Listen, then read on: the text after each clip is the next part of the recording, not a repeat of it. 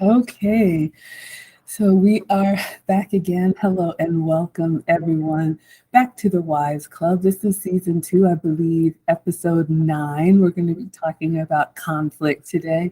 But for anyone who doesn't know me, my name is Margaret Brown, and just like you, I was a fan of the late great Kevin Samuels. And this time last year, I actually booked a session with Kevin, not for my own personal evaluation. I try to be very self-aware, but I did want to ask his permission to stand up a community of like-minded and marriage-minded women. And I wanted to do this within the privacy of his Patreon group because I've always been convicted when I heard Kevin say, "Where are the older women to teach the young?" So, a little bit about me. I am a former wife. I was married young at 25 for 10 years. And then, since the divorce, have been in another long term relationship for another 10 plus years. So, one of the things that you'll hear us say in the Wives Club is former wife, future wife, current wife. And that just means that I firmly believe whether we are currently married, want to be married, or used to be married, we should carry ourselves as wives because wives do move differently. And if you listen to Kevin, he would often ask ladies, "Are you a wife?" So it started with just me, and then Evelyn joined us in the Wives Club. She may be able to join us today, but we'll see if she hops on. Then, after Evelyn joined us, Lisa joined us in the Wives Club. So, Lisa, would you like to introduce yourself? Excuse me. Hello, everyone. I am a current wife in the Florida area where it is cold. It shouldn't be this cold, but it is. It is getting colder. I'm a big fan of the late, great Kevin Samuels. And kind of like Maggie, I wanted to, you know, put my voice in and say, I'm here to help and I'm here to support. You know, I don't want to say I'm the older woman, but I'm about to be 44 next month. So, but I'm here to help other women have better outcomes. So I'm here to share and spread the good news. So happy to be back. Absolutely. Thank you so much, Lisa. And after Lisa joined us in the Wives Club, Hermisha joined us. Hermisha, please introduce yourself and let us know what we're talking about tonight. Wonderful. Hello, everyone. So this is a little bit of a treat because we are coming to you all this in the evening. Normally we're here in the afternoon, but my name is Hermisha Green, and I am a former wife in the North Carolina area. And this is a very important topic, as all of our topics are important, but particularly regarding how to still be inspirational and in your feminine, even when there's conflict, right? So we're in the holiday season. We're approaching, obviously, New Year, and there's a lot of connections happening, lots of relationships developing. And naturally, as human behavior, there's going to be some rub. So you want to be able to handle that in a way where you are increasing in your connection, even when there's conflict. So that is what we're going to be talking about today, and even exploring some of the scenarios you all have pitched our way, and answer any questions that you may have. All right, absolutely. Thank you so much, Hermisha. So, we're going to talk about conflict. I'm going to start off with a couple of points that I have. You guys know that I always ask my guy before coming on here so we can get a man's perspective. And then I'll share, from my experience. And then, as Hermisha said, we did get a very juicy question in the Facebook group. Again, we share from our personal experience, so thank you all for maintaining everyone's privacy. If you do have questions, you can put them in the chat during the live stream or afterwards, and or raise your hand. Okay, so a little bit about me. Again, I was married for 10 years. My marriage was more of a modern marriage, more 50-50, and then that ended in divorce. And I am now in a relationship with someone that Kevin would call a high value man. And so I've had to do a lot of personal work in transitioning from that modern woman mindset to being successful in a long-term, more traditional relationship. So I like to share with you all how I have bumped my head and skinned my knee, and so that we can all improve our outcomes. Okay. So 3 things. I asked my guy, I said, when it comes to conflict, what do we women need to know? What are we getting wrong? What can we do better? So we'll start with general, and then we'll take a round, a lap around, and then we'll get to a question that was sent in advance.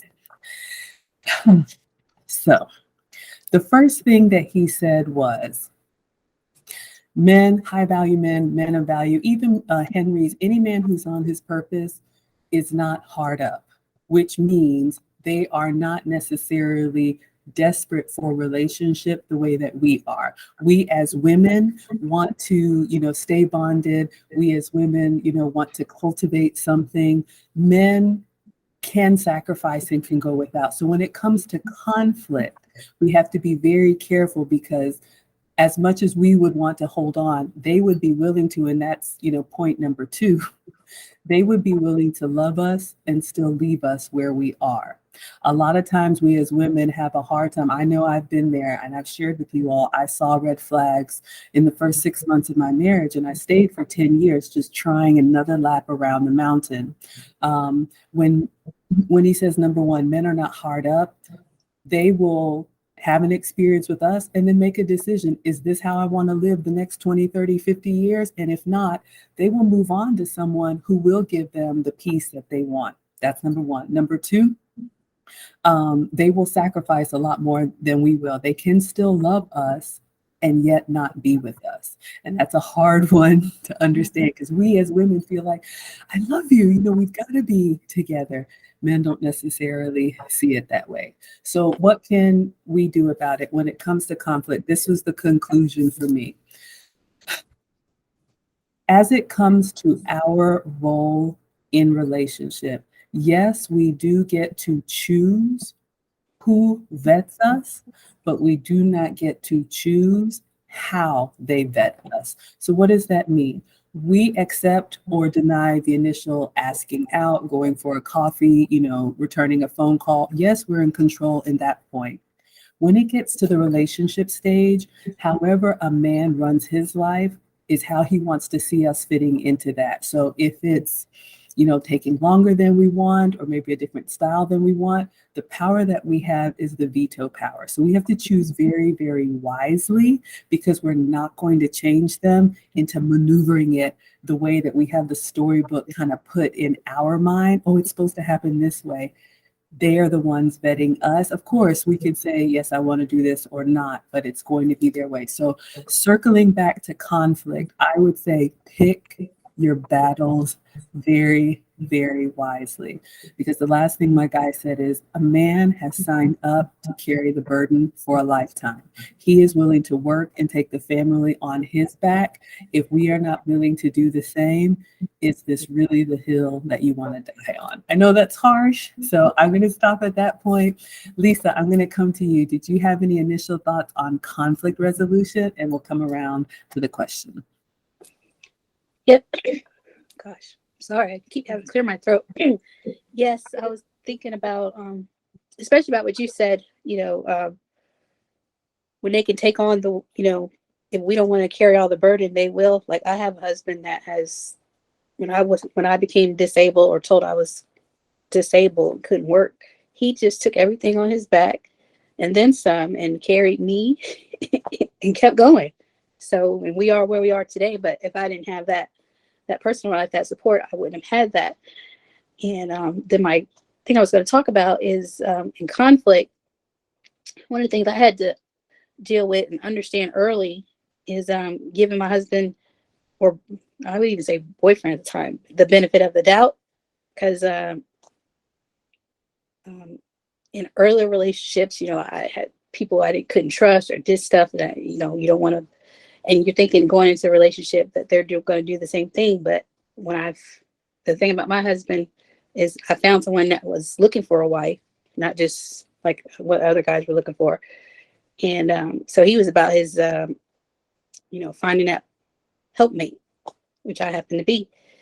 But having those past relationships, it was a good thing for me to learn early with therapy and talking to people that you can't throw that on him. You can't assume that he's going to do something because somebody else did that. You were dealing with not somebody ready to be a husband, but now you got someone over here you got a man here that was raised to be your was not raised to be, but he was in the position where he was ready to be one. He wasn't ready to get out the field or whatever. So having to understand, being able to distinguish that helped me a lot early in my relationship and dealing with conflicts, because I just remember like listening to people and thinking, well, what if but that wasn't the case. So, learning to give the benefit of the doubt. And I'd say my husband gives me the benefit out probably more than I did at first. So, but now we both understand. I understand it a whole lot better. So being able to do that has helped me a lot, and learning that early in my relationship. Absolutely. Thank you so much for that, Lisa. There's an old saying, if you look for trouble, you're going to find it. I will come back to that. But Hermisha, we're going to come to you. What initial thoughts do you have about conflict? Yeah, I'm trying not to put the clinical hat on, but this is, I'll give you two perspectives as a former wife, but then also maybe clinically how this is important, because in relationship building, how we handle conflict can make or break a relationship. As a former wife, this is something that I had to learn, where every relationship has a pattern or has a cycle, if you will, and you both are going to trigger each other. And oftentimes we get caught into the weeds of the details of who said what and what happened. And nope, I didn't do this. Nope, you did this and you said this right here at 0.2 seconds. We get into the nitty gritty of things, and we miss each other in the process. And so one thing I learned as a former wife is that learning how to listen beyond the words, that's so important. Because if we can go beyond, like, it's an active listening skill where what they're saying is important, but when you're learning or listening to the energy behind the words, is really going to tune you into, how is this person really feeling? Maybe it sounds like they're really anxious or feeling really hurt by my words. And if we can get to that, you guys, then we can address, it sounds like I hurt you when I didn't tell you A, B, C, or D. That seems, that I'm just using it as an example. That sounds like I hurt you when I didn't consider you in my decision to not cook tonight. I don't know. Do you know what I mean? But if you can name the emotion, I think that often, I believe and have seen that it often de-escalates a person, and it de-escalates you, and it really truly draws you closer, where if we can get to the emotion, then we can kind of feel much more connected, even in the midst of conflict, but then also you can resolve it quite sooner. And so that would be my first point. Learning the skill of listening beyond the words, and then being able to not only name the emotion or be in tune with, what is this person really feeling? What am I feeling? And then how can I name that and then bring that into relationship to de-escalate and draw closer? So I would say that's a big, that's one point. And we can talk about more, but just to go around. Absolutely. That's really good. We're going to move to the question that came in. I will read it in case anyone didn't see it, but you're so right there, Hermisha. And one thing that I'll just offer, ladies, conflict happens in relationship from time to time. It's natural. But if you have a contentious relationship all the time, that is not normal. And I will say this, I heard from a guy, men that are on their purpose, they're not going to go 12 rounds with you. It takes time away from what they're trying to accomplish. So we know that men are fixers. We can talk about different ways to approach. If you have a concern about something, absolutely. But just arguing for the sake of arguing, and especially if it's the same thing, that's probably not the caliber of man that you want to be with for the long haul, if they will allow themselves to get derailed into consistent arguing. And, one thing that I will say, again, with men, they will cut off something that they enjoy in order to have the peace that they want. So don't think just because he loves me or he likes me or we do this together, he's going to just tolerate it. A high value man, a man of value, a man on his purpose is going to be very protective of his time. Okay. So let's move on to the question that came in. So this is in the mix. We got a question from Mahogany. Thank you so much for the question. And again, anybody who's in here with a question, feel free to put it in the chat or raise your hand. I am going to read it here just in case anybody missed it. She says, this is going to be amazing. I won't be able to tune in live. I'll have to catch the replay, but could you all offer your elegant advice on how to address a man's lack of communication skills while still being inspirational and feminine, and how to encourage them to put forth the effort to be a better communicator? And Hermisha came behind asking for specifics, so that's good because that question was kind of general. And so the follow-up says, by lack of communication skills, I mean they're not initiating conversations, but daily conversations are a big deal to them. They give one-word responses and the engagement is low on their end. Have you ever experienced someone that just seemed very lackadaisical about maintaining communication? That's what she needs. Okay, so this is a lot to unpack here, but thank you so much again, Mahogany, for the question. So many thoughts on this one. And again, because this is a men's space and, we have our experiences and that's what we bring them here, but I really love asking men what they think. So I read the question to my guy and this is what he shared, which kind of concurs with what I was thinking. Two things. Firstly, Mahogany is saying that there is a lack of communication. I would want to know, is this lack of communication only in relationship with you? Or if you were able, I'm not saying to follow him, but if you were able to see him in other situations, does he open up? Is he talkative? Does he express himself well? Because depending on the scenarios, the answer will be different, and I'll give you both. This made me think of, and I know men are not children, but it made me think, of the kids. I'm a boy mom, 2 teenage boys, and you all know kids can be moody. And my oldest is at that point where I get the, yeah, whatever. That's what I get. When I go to pick him up from school, and before he sees me in the pickup line, I see him with his friends and they're tossing the ball and they're having a good time and they're just chopping it up. But when he sees me, how was your day? Fine.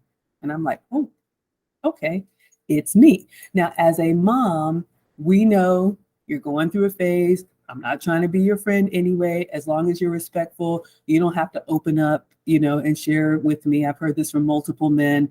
They didn't, really, their moms got on their nerves until they were up and out and appreciated what we did for them. So I can understand and wait for that. But when it comes to a relationship with a man, let's go down the route first of he just does not communicate, full stop. At work, with his family, with you, in social settings, he is just practically mute. If that is the case, what my guy said is the relationship goes on the back burner because we have a real problem here. And I am not a therapist. Hermisha can give you the clinical answer.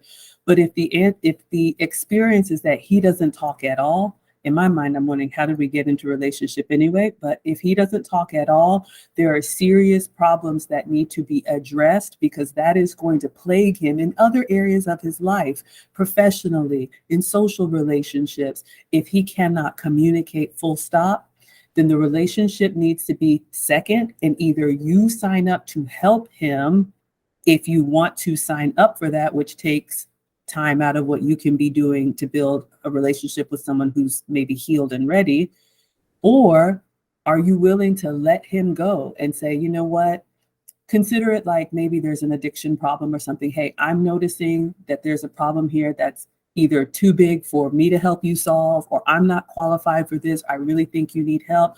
I'm going to take a step back so you can work on this. And then maybe in the future, if I'm still available, look me up. I'm making it up. I don't know. If it's a real communication issue with everyone, that's the first scenario. The second scenario is he just don't want to talk to me, but I see him or I hear him when he's around his family or at the barbershop or whatever. He has no problem opening up. He has no problem talking to people. But when he gets around me, it's just one word answers. If that's the experience, in that case, there's something about you that he's just trying to hurry up and get the conversation over with. I don't know if you're reminding him, because I think there was something else in here about you think it's a damage from other relationships. Do you know what experience had him shut down before? Are you doing the same things? Has he told you what he doesn't like, but you just blow past it and you're going to do what you want to do anyway? So he's just like, forget it. So I would offer that there could be some more introspection into, because what I noticed in this question is he doesn't communicate. How can I help him? And he's damaged from another relationship. I am not a therapist, but it's either he doesn't talk to anyone or he doesn't talk to you. And I asked my guy, I said, why would a man stay in a relationship with someone that he doesn't want to talk to? And I know, and Kevin Samuels used to say this often, like, men don't want to come home and hit the door. We're like, that's what our girlfriends are for, right? But if you only get one word answer, like, nobody wants to live like that, like not even sharing the successes of life. And he said, because y'all won't let us go easy. I was like, what? And he says, women would rather hold on and make it difficult for a man to move on and just say, you know what, we tried, but it's just not working out. You go away, I'll go mine. I don't know if they're married. I don't know if they have kids. I don't know if they're living together, but I would offer, if it's scenario number 2, maybe you go to him and say, you know what, we've tried, it's not working out. I see that you're easily talking to other people, maybe even other, well, I won't even say other women, not in that sense, but if he can have a conversation with another woman, even at work, you know, maybe it's something about your relationship. Are you willing to let it go and let him go find the relationship where he can be free and you can be free in conversation? So I know that was a lot, so I just wanted to share.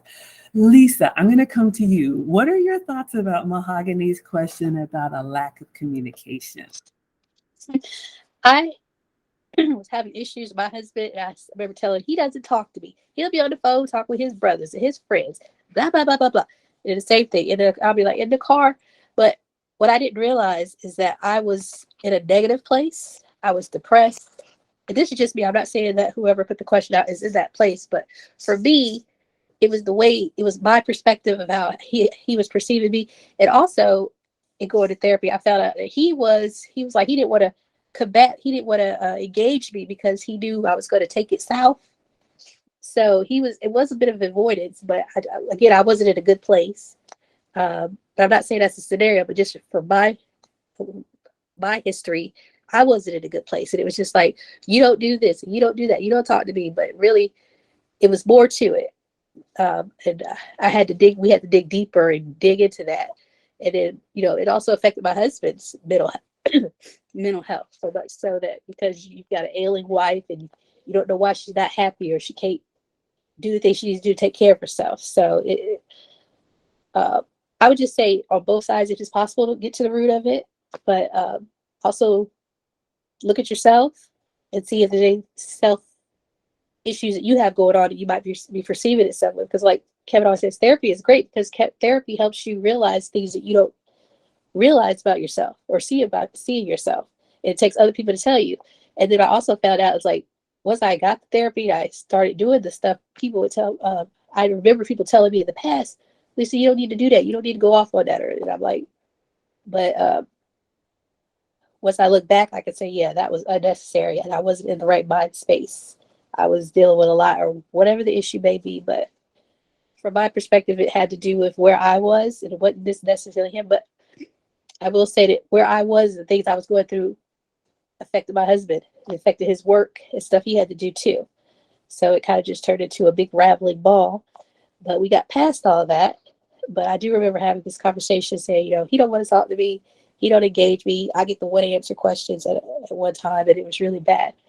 But when you got health issues and you try to have kids, your kids aren't coming and stuff like that, it's a toll on you. So I guess I always tell people I was in a lot of denial back then. So it was very refreshing to be told that you weren't seeing clearly, but now that you are, you can share that with other people and help motivate them to do better if they're in the same or similar situation. Hope that helps.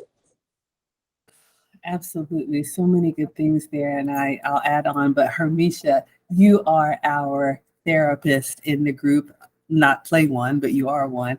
What are your thoughts on Mahogany's question about the lack of communication from her man? Well, I try not to put the hat on, y'all. I'm Hermisha. But I hear what you're saying. Some of the stuff just kind of comes out of me, but just I'm also very detailed. So when I saw that, here's the things that came out, and I had to write them down. They're not initiating conversations. They give one-worded answers, and the engagement is low, but they're big on communication. So that told me that this person does desire to communicate clearly, but they're struggling. There's something hindering them. And this is the part where I get excited about, you all, especially us as women, because we talked about this a lot in the Wives Club, and it should be like a tagline. Your ability to inspire is your superpower. And then when I think about inspiration, I think about being able to excite a man and to encourage him and to, breathe life into, if you will, right? In fact, the Latin word, I had to write it down. The Latin word for inspire means to inflame. And it means to blow into him, if you will, so like you're blowing air on a low fire to excite it, right? The fire's there, but you're just trying to inflame it more, right? And so our ability to inspire and blow and encourage that man, I think that one way to do that in this context would be maybe ask him, how was your day? What was something that was fulfilling for you today? What was something that was very exciting for you? You start to inquire about him, because she did say they're big on communication, but he's just not initiating, and he's giving one word responses. So that tells me you just need to blow on that flame a little bit as one angle. Obviously, if there's other things going on, there's things to be addressed, but just to take the response to that level, just to what was written, I think that there's an opportunity there. If you're interested, if y'all are interested, and you're noticing that even though he says he's big on communication, there could be multiple things maybe discouraging him, quenching his fire. And this is where we can come in to inspire that. So begin to inquire about how he's doing. What are some things you're struggling with? How was your day? And here's the part, listening beyond the words. Normally, you usually are more elaborate. You elaborate a little bit more. Today you feel a little short. Is there something bothering you today that maybe we could talk through, or you want to talk about? I'm noticing a little low energy from you today. Is there anything that maybe I could be a listening ear?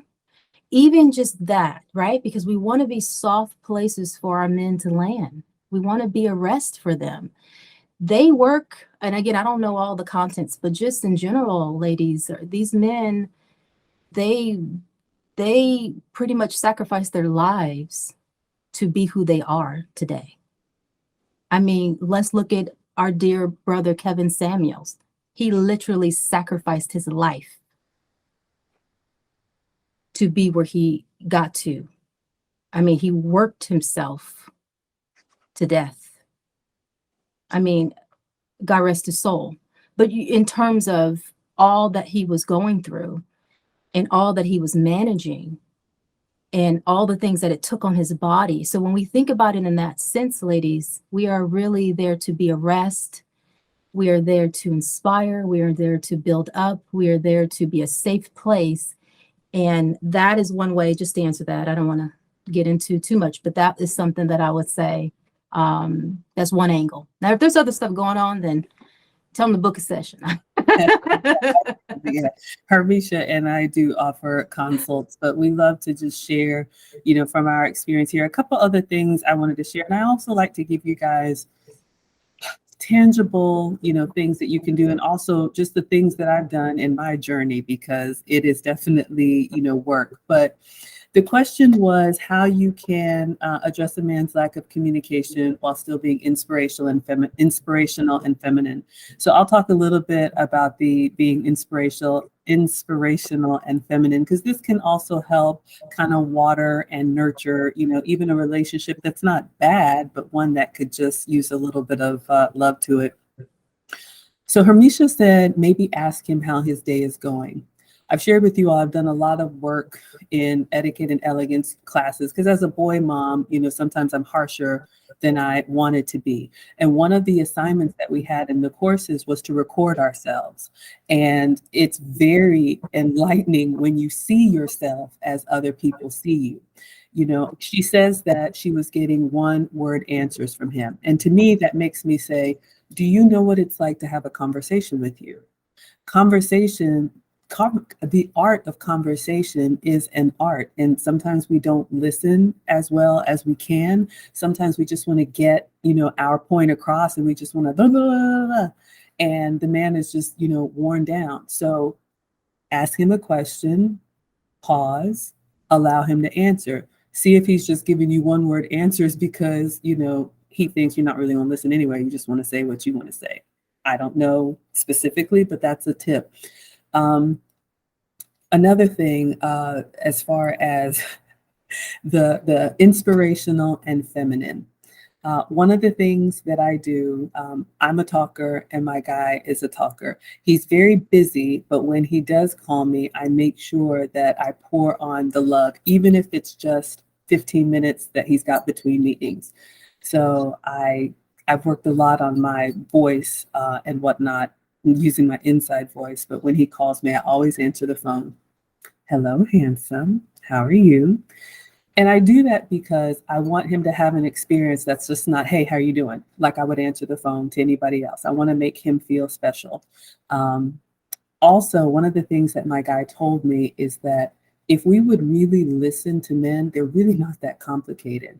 When they talk about past relationships and anything that they did not like, listen to that and evaluate your own behavior.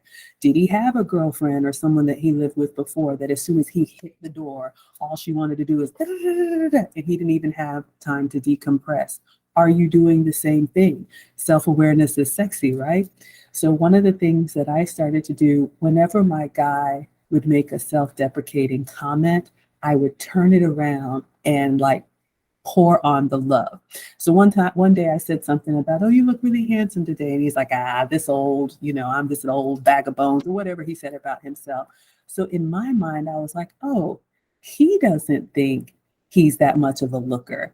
I think he's dreamy, but I'm going to make sure I tell him that and compliment him in any area that he feels a little bit like self-conscious about.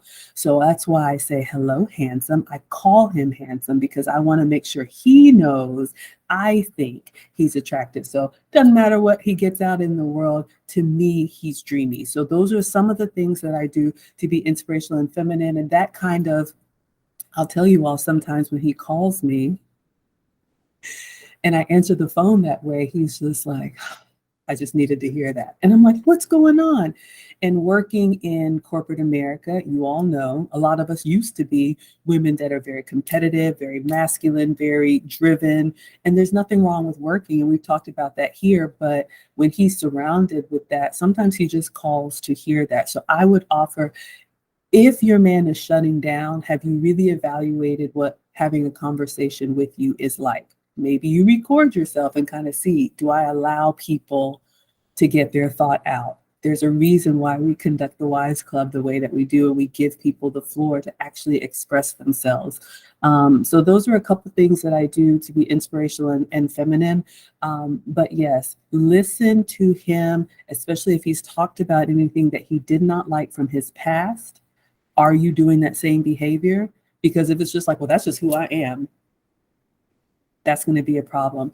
And then also a huge thing with men, if he's ever given you feedback about something he does not like that you're doing, please, if it's not worth the war, if it's not worth the battle or the war, just knock it off. If he says, I will use the same coming home example. I work long shifts. When I come home, I just want to take a shower, have 30 minutes to just stare at the walls, have a meal, and then I'll talk to you. So I need a good 45 minutes. But you've been home or whatever, you just can't wait to talk about what happened at, with the girlfriends or whatever. If he's already told you he does not like that, and you continue to do that, that could be another reason why he's shutting down. So just really listen to them and see how you can soften and respond to some of the things they've already asked. Because one thing I know about men, they're only going to say it a couple times and then they're going to stop talking. And you're going to be wondering what in the world went wrong. So we got to slow down and really listen to them and respond. All right, so a couple things from me. Lisa, we'll come back around to you again. If anybody has questions or wants to raise their hand, feel free to do so or put it in the chat. Lisa, what else do you have about conflict? Oh, I'm on mute. Okay, can you hear me? Okay. My next thing was, I already talked about benefit of the doubt. Oh Lord, I lost my place. Oh, I like to find resolution. I don't like to, people say don't go to bed angry with each other and stuff like that. And you have to learn not to, I don't want to nag my husband like we need to talk or something. So, but we do need to have a resolution. So, in learning how to set boundaries, because that was something that I had to learn how to do. Like if he's giving me the silent treatment, and I'm like, well, he's like, well, it's going to take me a little while before I can talk to you, and then give me about an hour or so, and then we can talk. The whole point was just being self-aware. Self-awareness about how you deal with conflict and how he deals with conflict. So I had to learn that if he says he needs a moment, get his thoughts together instead of just going at it. And even for myself, when I'm upset, and I've learned it's very hard when I get upset. I need to take a break. I need to walk away, go somewhere and cool off. Well, it's kind of the same for him. It's a little different, but I've learned that we both have our ways of dealing with things, and if he's not ready to talk about it, I can't force him to talk. And the same with me. I need give me a moment. I'll come back to you later. So I guess mine's kind of twofold: self-awareness on both ends, knowing how your spouse or how your man responds to or needs to cool down before conflict or whatever, so that y'all can address it and move forward. But you do want to resolve it. You don't just want to leave it lingering for days on end, because then you got days of silence. That's not cool. That's it for me right now. Absolutely. No, thank you so much for that, Lisa. There's a couple things you said I want to touch on as well, but Hermisha, and not Hermisha the therapist, just Hermisha the wife. What are your thoughts? What else do you have about conflict? No, this is all good, ladies. This is really, really good. Let's see. The other thing that's sticking out to me is, I know for myself, I can manage so many things, and we can be go as women, right? And one of the things that I'm learning and have learned is always ask clarifying questions, right? And so if you don't understand something, because for me, I know I have the tendency to try to like fill in the gap and put things together. Well, maybe he meant this, and run with that. And I've learned to, if I'm not sure, just ask, hey, honey, did you mean this when you said this? Right? Because what can happen is if we assume certain things without clarifying, then we're left with a different belief or perception. And this can be kind of detrimental in a conflict, because you might be thinking he's feeling some kind of way, and he's just saying whatever it is, but it's landing a certain way for you. And then you're running away with a whole different meaning.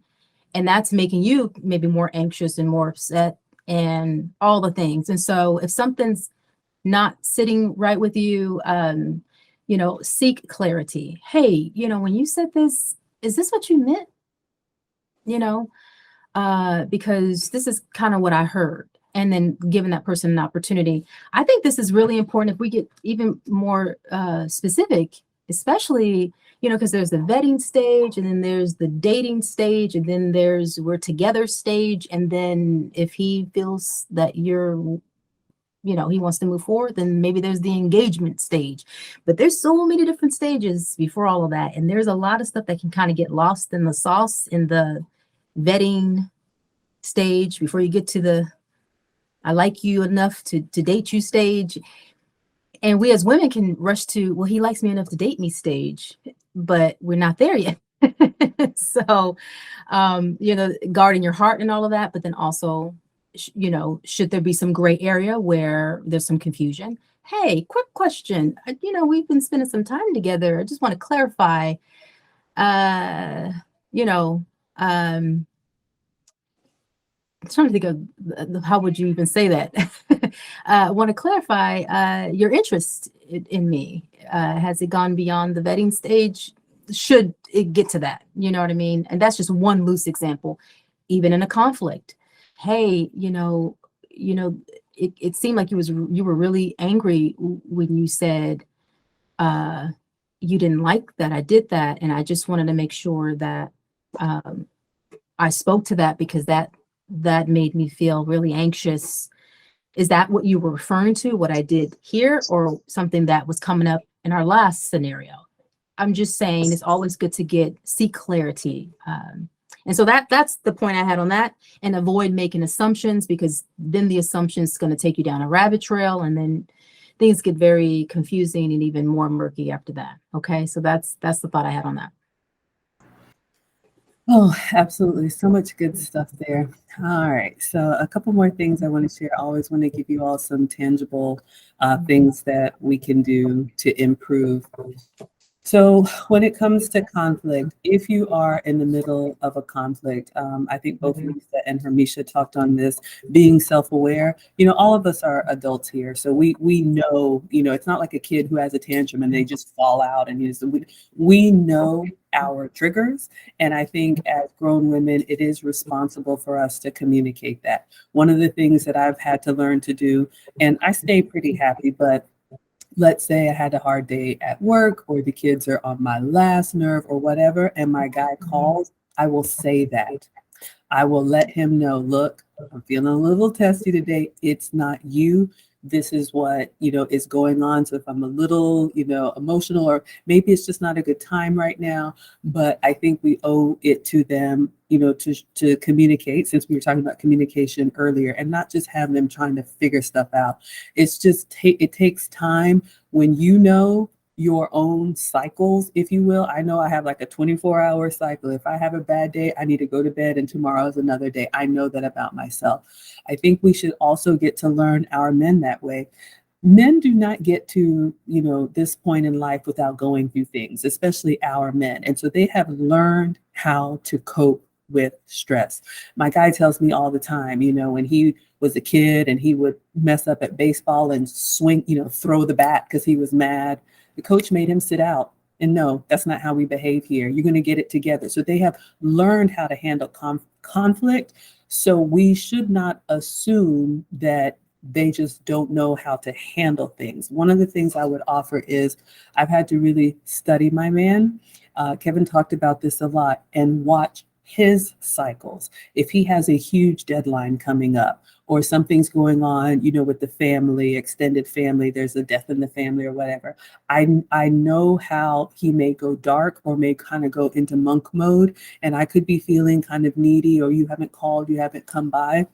But what I've learned, if I pull back and I occupy myself with the things that do bring me joy, to not be, poking, what's going on here, I don't even have to say anything. When he does come up for air, he's like, oh, babe, I know I've been out of pocket. We had this going on, that going on. You doing all right? I didn't have to ask for that. If I had been nagging him, it would have been one more thing that he had to deal with in that moment. And I don't ever want to be the needle, that broke the camel's back. So again, with the vetting process, and Hermisha talked about it taking time. I know as women, and Kevin talked about this a lot, right? It doesn't take a man, long. They should know within 6 months. But especially with older men, maybe if they've been married, or, they have a stressful career or whatever, they want to know that they know. So they may take time, and their timeline may be, different from ours. And we don't really have any control over that. You're not going to change them. And I think as modern women, sometimes we think, oh, I know this is me. I was successful in all this. I'm going to, I'm going to show you that my way is better. It's not, take it from a divorcee. We are amicably divorced now, but I was that driver. I was that ambitious one. I was that one that was like, okay, what about this and the promotion? And I have shown up in many forms. When a woman says you want a man to be, ambitious, and I wore myself out trying to drive that bus. And the marriage ended in divorce. And although we co-parent now, when I look at him, I'm just like, I just married an average guy who just wants to go to work and come home and would be fine for 30 years. So I'm not going to say I chose poorly, but I chose that. So I've had to learn that. And in therapy, I have to accept that was the decision that I made. Because when I look at him now, 10 years, 12 years post-divorce, he's the same average guy, just happy as, anything. Now with a man and with a man who is very driven and has goals for himself, there's nothing that I can do there's nothing that I need to do to encourage him, and there's nothing that I can do to stop him. He is going to go get it whether I'm here or not. So my role is to come in and be supportive in a way that doesn't get in his way. But what I've learned is, when he's trying to close a real estate deal or whatever, things could be kind of tense. I could get some short one-word answers. I could be like, hey, you know what? I may get a communication, I may not.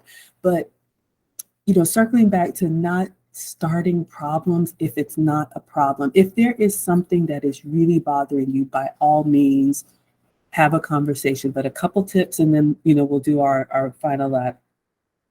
Do not ever have an emotional response. If you can at all, avoid it.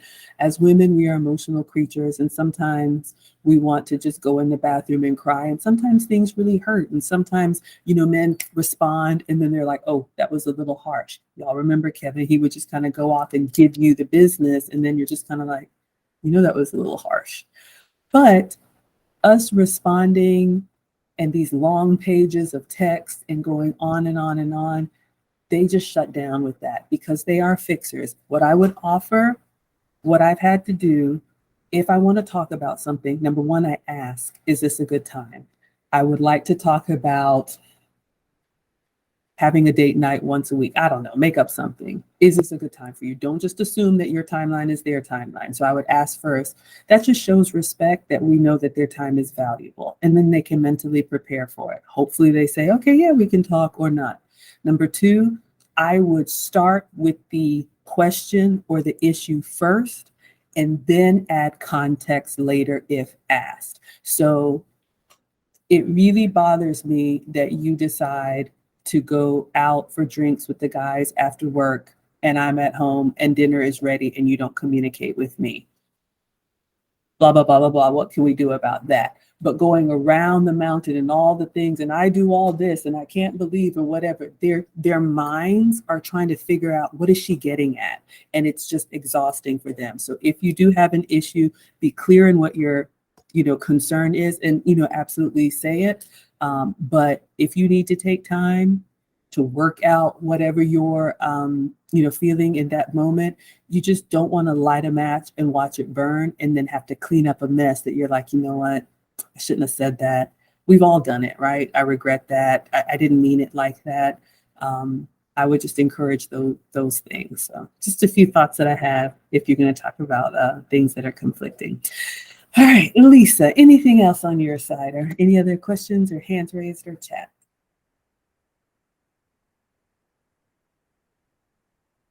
Lisa, you're on mute. I asked my husband before we started the call, like, about what do you have for conflict? And he was like, he was right. He always uses logic. And he told me logic versus emotion. He says, everything, like when I look back, everything he talks about is usually logical. And I usually don't get it the first time. And I have to come back, like y'all were saying, and say, can you read that by me again? Or can you say it a different way? And he realized that now that I'm aware of it. And he's like, yeah, the whole, what we learned in therapy was he's very logical, like most men are. And I'm very emotional. And sometimes I need to hear it 2 or 3 times before it makes sense or sinks in. And then the other thing I remember talking about was they told me, stick to the issues. Don't go all, like you were saying, all around the bed. Just stick to the one issue, because I guess in my case anyway, I would just get emotional and talk about everything. And I'm just like, no, we got to stick to one thing in this discussion and resolve that. That was very helpful to me. And what was the last thing? Oh, okay. So I always thought I was looking at the big picture, but I think because my husband, he was looking at like the whole world, like what our whole life was going to be like. And like when I mentioned it, my husband took over when I became ill and I couldn't work anymore. He probably had a plan. I'm assuming he had a plan for us even before we got married or whatever. And now that I look at the big picture or the world picture, as my therapist told me, I could see where that was. And maybe it might have helped if I knew before we got married, had a little more idea about that. But even so, knowing that there's a bigger picture that I wasn't seeing and now I'm a part of, that helped with a lot of conflicts and issues that we've dealt with in the past. So those are a few tidbits for my life with therapy for me and my husband. I hope that helps everybody with conflict. Absolutely. And thank you so much. Chris, you put it in the chat, and Hermisha's reminded me. Chris, you had a question about how to bounce back from conflict, and my eyes went straight to the spiked hot chocolate. So I'm so sorry, sweetie. I did not mean to skip over that. So let's close out and focus on what Chris is asking. So since you're here with us, maybe you can clarify, but the question is for anyone who didn't see it in the mix. She says, how do you even bounce back from conflict? How do you move on from it? Okay, well, Hermisha, since we were doing our lap, do you want to start with responding to Chris's question, and then I'll do a take on it? Sure. Sorry, I was muted. Okay, so if I recall, how to bounce back, and then really how to recover from a conflict, and that can look many different ways. So what I heard about that is, how do we sort of either restore ourselves, or if there's an opportunity to reconcile, right? I think this is important because conflict is inevitable, and we want to seek reconciliation where applicable, right? But sometimes it takes two to reconcile as well. But I was just simply say how to bounce back.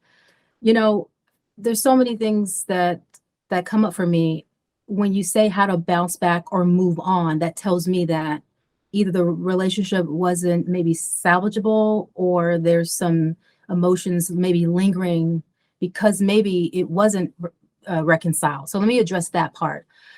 This is where our community comes in, but this is also where those coping skills and learning how to regulate your nervous system, learning how to take care of yourself, and knowing how to not obsess over it, but obviously if you want to reevaluate, taking it as a learning experience, but more importantly, being able to release what was said, what was done, and being able to walk away knowing that you made every attempt to restore or reconcile, depending on how the situation ended, right? So that's one way. Oftentimes we kind of get stuck in the moving on because it does feel unresolved. There's some situations where conflict, you're not going to always see eye to eye, and that can be hurtful, that can be disheartening, that can be discouraging, and that can take the wind out of you, really. And so again, we're speaking broadly, and so if that's hindering how to move on, then that's something you want to be able to forgive yourself, release whatever the content of that was. But if there's always a chance to go back and say, you know what, after I sat on that for a little bit and I heard your heart, I recognize that I missed you. I recognize that I need to apologize, because here's what I heard and here's how I responded, but here's what I realized you actually meant. So reconciliation and part of moving on could also mean, if there's moments where where you need to take responsibility for something, then you do that, again, if applicable. And then there's just moments where it's just like, you know what, the chips have fall as they may, and it's more of, where I'm going to kind of move on from here and take care of myself in the process in terms of, emotionally. And so if that makes sense, because I don't know the specifics, but when I think about moving on, I think about obviously something has happened and maybe it didn't happen in the spirit that the person intended it to be. And so there's some lingering emotions around that. That's what I have off the top, but unless someone else wanted to chime in, or Chris, if you want to get specific, I can get very more specific, but I feel like I'm speaking really broad right now. But I think the heartbeat behind the question is, how do we reconcile? So I would just simply say again, we want to do everything we can to reconcile. We want to do everything we can. If there's moments where we need to own something, own it. Humility. That's part of being inspirational, being able to be self-aware and humble yourself and say, you know what, I was wrong. Where you need to, and kind of go from there. And I have to do that many a times. And you learn and grow. And maybe the relationship doesn't work out, but you walk away a better woman in the process, and that gives you the grace to let go and move on. So. Yeah, I definitely want to respond. And Chris, I'm so glad you're here. I would like to ask you to clarify, because that will change my feedback. It says, how do we bounce back from conflict, move on from it? Is it moving away from the relationship is over, or is this conflict in a relationship? You've had an argument or whatever. How do you come back together? So if you could clarify that. Hi, ladies. It was more so kind of just general, because I just know, just in past, situations where conflict, has kind of come up, and then sometimes it's just kind of harder to whether move on within that relationship or even move on in regards to being friends because of the conflict. So when I saw that this was going to be the topic, then my mind just kind of just started playing back just some of those general conflicts, whether, I understand the conflicts when we're in a relationship. You go through the whole process of the forgiving and I'm sorry and da da da da da. But sometimes it gets a little sticky. Sometimes like maybe even in the vetting process when there's a misunderstanding. You know what I'm saying? And then now you're still liking each other, but you're still trying to kind of bounce back, or if you want to just be friends. You know what I'm saying? But there was still this misunderstanding, how do you just kind of be like, okay, let's just start over, and just wipe the slate clean so we can just kind of move forward and leave the past in the past. So that's kind of what I was thinking. And if I may, then I would say, I just operate off the principle, and all you're get an understanding, because when there's misunderstanding, people walk away with a different perception. So in all of your get an understanding. So if there's something that does need clarifying, like, hey, you know what, I realize, you are perceiving me this way, or this is based off this conflict. I really want to clarify to you what that was for me, what was coming up. I want you to, really understand my heart, and see if there's some closure there with the person. That's one way to sort of do that, so that it doesn't taint the whole relationship, if you will, or the vetting process or whatnot. But then at the end of the day, even if that person, even after the understanding, they just recognize that, I'm not interested in moving forward, that does sting, because you know who you are at the end of the day. But this is one of those things that are often outside our control. We can just show up as our best self and, respond and correct accordingly. But at the end of the day, it's up to the person if they want to engage or continue. So that is tough. Yeah. Okay, so thank you so much for the question, Chris. And I know we're at time, but because I missed this, I want to stay on for about 5 more minutes and at least, give my thoughts on this. We'll keep recording if anybody needs to drop. We usually keep these as an hour, but you're more than welcome to stay on, because I want to share a mistake that I made and how I've had to, make it right. So if the question is, we had a bump in the road in a relationship, and whether or not you're staying in relationship or the relationship is over, there's a part of it that's the same and there's a part that's different. If you all remember, Kevin had an episode, and this one really kind of broke my heart, where he said there were 2 words that Black men didn't hear. And those words were, I'm sorry. And he did a whole series on what it means to say, I'm sorry, not I'm sorry you felt that, or I'll apologize, but really, I am sorry that I hurt you. And, we like to keep it real in the Wives Club. And I messed up once in my relationship.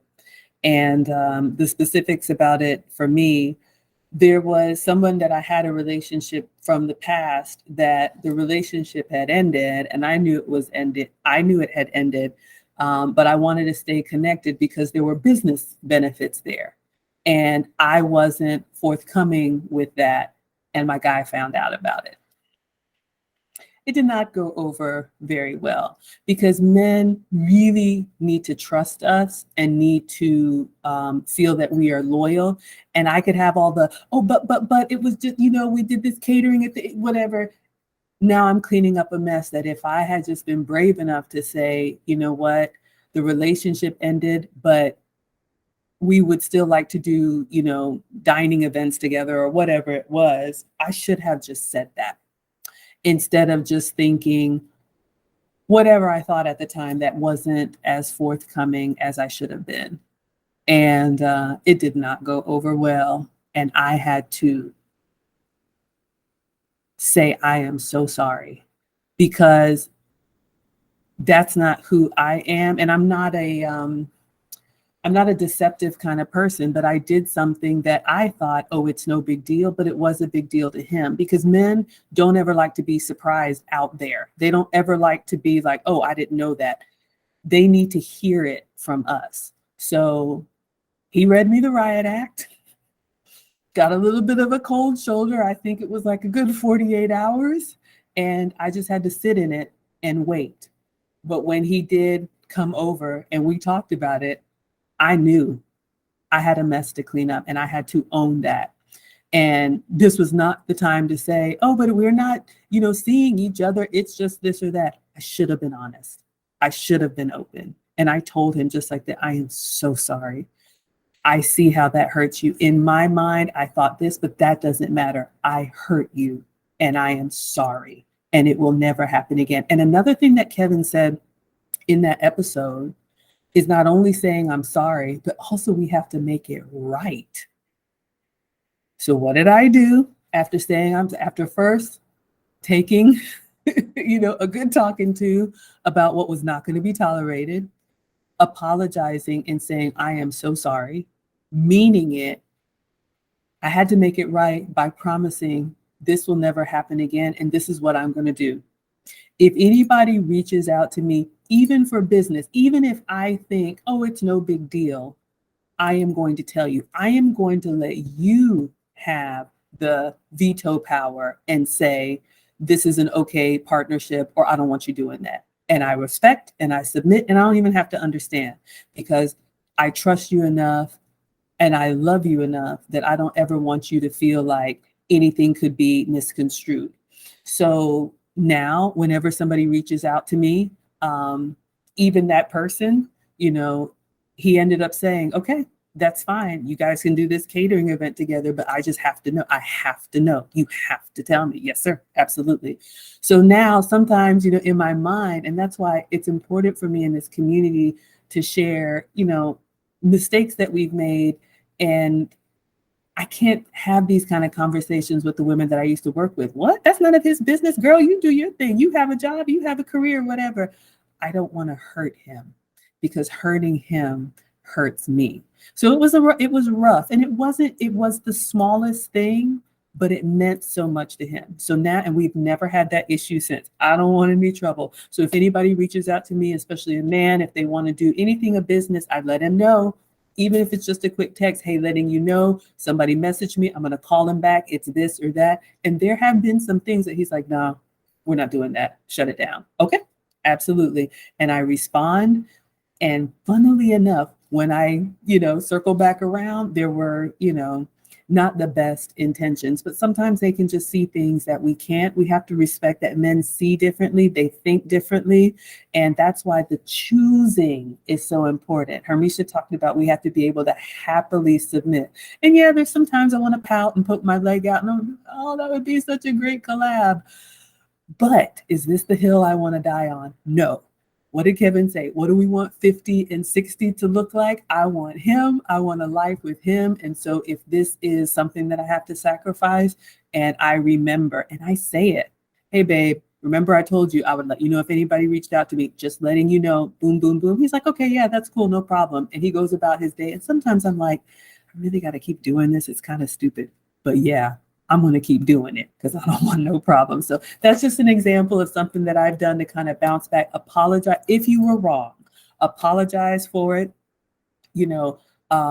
Acknowledge it, apologize for it. And if there's any way that you can make it better, or at least give the effort that I'm trying to do this. If I had said that and he's like, babe, you don't have to do that, then fine. But at least I've come offering something. This is what I'm willing to do because I value the relationship. So you can tweak that for love relationship, for staying friends or whatever. But, that goes a long way in maintaining. So hopefully that helps, Chris, from my experience. Anything else you wanted to share since that was your question? No, thank you for sharing that. I appreciate that. You are so welcome. Okay, well, I know we went over time. Lisa, did you have any final comments on conflict before we close out? No, I think everything that was said was on point. Yeah, it was good. Fantastic. And Hermisha, any final points before we close out? I would say that, this is all good. And also with conflict, maybe having a mindset that, because a lot of times we can fear conflict. So one thing I would leave us with, shifting our mindset around viewing conflict as an opportunity for us to draw closer together. And it doesn't always feel good, right? Especially when you have to own some things. And I've been there too. And, sometimes if I don't see something, I have to write it down and pray about it. And then it gets very clear and I have to apologize. For me, it's important for me to name what I did and then ask for forgiveness. And then, like Margaret said, make every attempt not to do that again. And so, but it brings you closer together. And so I would say if we change our mindset around conflict, not necessarily being a bad thing, but an opportunity for more clarity, more understanding, and deeper intimacy, I think it's a beautiful thing. So this was so great. Okay, Abamar says that.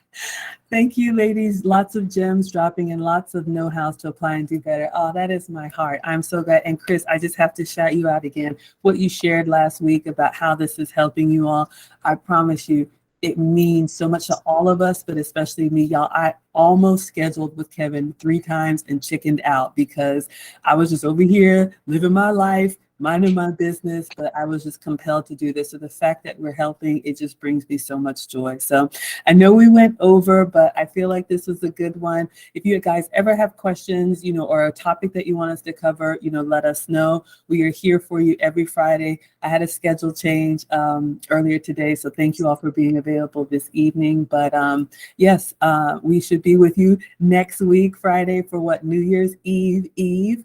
And if you celebrate, Merry Christmas, and we'll catch you guys on the next episode of the Wives Club. All right, bye for now. Bye, everyone.